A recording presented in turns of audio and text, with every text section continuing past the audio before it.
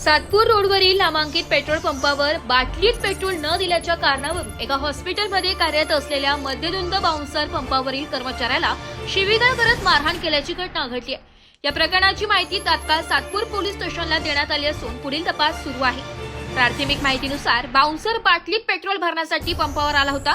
पंपावरील कर्मचाऱ्यांनी बाटलीत पेट्रोल देत नाही असे सांगितले असता संतापलेल्या बाउन्सरने पंपावरील कर्मचाऱ्याशी वाद घालत मारहाण केली। ही सर्व घटना सीसीटीव्ही मध्ये कैद झाली असून या घटनेमुळे पेट्रोल पंप कर्मचाऱ्यांमध्येही भीतीचे वातावरण निर्माण झाले।